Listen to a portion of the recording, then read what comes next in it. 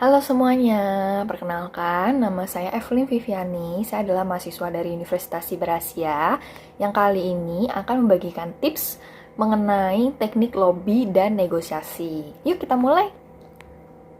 Nah, rahasia mencapai kesepakatan yang menguntungkan. Kita harus tahu dulu ya, apa itu lobbying dan negosiasi. Lobbying adalah upaya untuk mempengaruhi orang lain atau pembuat kebijakan untuk mendukung suatu tujuan atau kepentingan. Sementara negosiasi adalah proses perundingan antara dua pihak atau lebih untuk mencapai kesepakatan bersama. Nah, jadi di sini kita bisa tahu ya perbedaan antara lobbying dan negosiasi. Lobbying itu biasanya dilakukan secara tidak langsung, sementara negosiasi itu dilakukan secara langsung. Dan lobby ini bertujuan untuk mempengaruhi opini atau perilaku orang lain. Sementara kalau negosiasi itu bertujuan untuk mencapai kesepakatan yang saling menguntungkan. Kita bahas satu-satu ya, teknik lobbying yang efektif. Yang pertama adalah membangun hubungan dengan orang-orang yang tepat. Jadi kita nih harus membangun hubungan dengan orang-orang yang tepat yang memiliki pengaruh atas masalah yang ingin kita bahas atau ingin kita pedulikan. Kemudian yang kedua, yaitu memberikan informasi yang akurat dan faktual. Ini tentunya harus ya, jadi kita tidak boleh mengada-ngada ataupun membohongi orang yang ingin kita ajak lobby nih, gitu. Sehingga kita itu bisa mendapatkan dukungan dari mereka. Yang ketiga adalah menyampaikan pesan dengan jelas dan ringkas. Jadi kita nih perlu menyampaikan pesan dengan jelas dan ringkas untuk menarik perhatian dari orang lain. Dan juga supaya tidak terlalu bertele-tele ya, jadi harus jelas. Selanjutnya ini yang sangat harus dilakukan adalah kita harus bersikap sopan dan profesional. Jadi kita dalam berinteraksi dengan orang lain tuh kita tetap harus menjaga kesopanan. Lalu selanjutnya kita bahas mengenai negosiasi yang efektif. Bagaimana sih tekniknya? Nah, yang pertama itu menentukan tujuan dengan jelas. Jadi sebelum memulai negosiasi, kita perlu menentukan tujuan yang jelas. Apa yang kita ingin capai dari negosiasi ini, gitu. Kemudian kedua adalah siapkan argumen. Kita perlu menyiapkan argumen untuk mendukung tujuan, sehingga argumen kita ini memang yang harus logis dan meyakinkan yang kita siapkan, supaya nanti kita bisa untuk bernegosiasi. Yang ketiga adalah mendengarkan secara seksama apa yang dikatakan oleh pihak lain. Kita perlu mendengarkan secara seksama apa yang dikatakan oleh pihak lain karena supaya kita memahami juga sudut pandang dari mereka gitu. Kemudian bersifat fleksibel dan bersedia kompromi. Kita tentunya kalau misalkan dalam bernegosiasi itu kan kadang tidak sesuai dengan kadang bisa jadi tidak sesuai dengan yang kita harapkan. Maka dari itu kita juga harus secara bersedia berkompromi dan fleksibel. Selanjutnya adalah bersikap sopan dan profesional karena memang ya dalam berinteraksi dengan orang lain itu kita sangat perlu bersikap sopan dan profesional bagaimanapun keadaannya.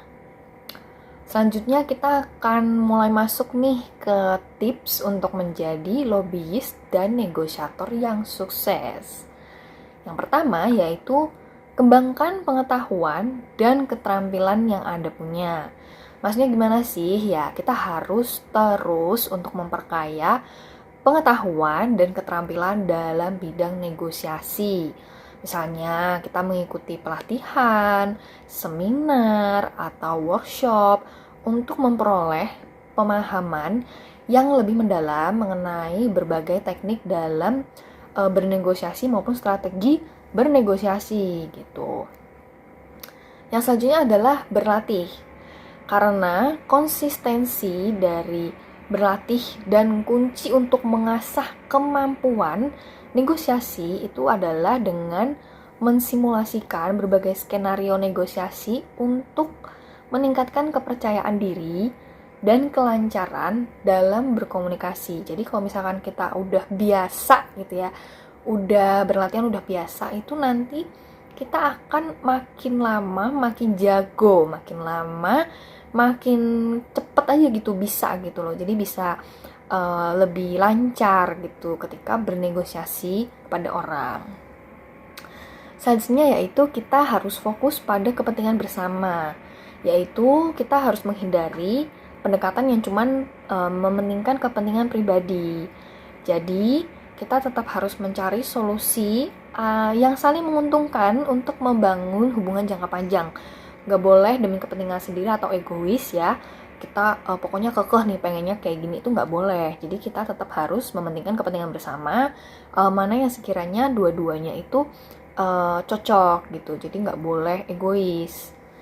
Nah, kemudian selanjutnya yaitu mengembangkan diri, ini terakhir ya, karena selain keterampilan bernegosiasi itu kita juga harus mengembangkan keterampilan lain yang relevan.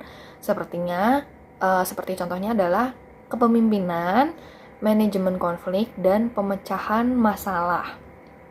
Jadi memang ya kita itu harus bisa menjaga gitu loh hubungan, kemudian juga kita harus bisa memimpin, dan gimana sih caranya untuk memecahkan masalah itu dengan cepat, tapi gak boleh egois gitu.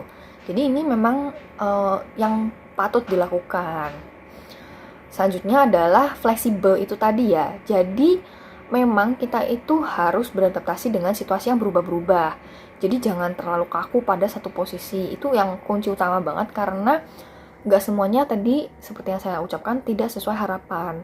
Jadi kita harus berpegang pada prinsip-prinsip dasar tapi masih fleksibel gitu. Jadi masih bisa memfokuskan pada kepentingan bersama itu tadi. Nah, yang tidak kalah penting lagi yaitu jaringan relasi. Jadi, kita itu harus memelihara jaringan relasi yang luas. Jadi, semakin banyak koneksi yang kita miliki, semakin besar peluang untuk mendapatkan dukungan. Itu sangat penting ya, makanya itu dari tadi. Makanya kita bilang gak boleh egois, harus mementingkan kepentingan bersama, kemudian harus sopan, tetap profesional. Itu adalah salah satu cara, tips-tips gitu ya, untuk bisa negosiasi dan lobby secara sukses. Kira-kira itu saja tipsnya dari saya. Terima kasih semuanya telah mengikuti sampai akhir ini. Terima kasih.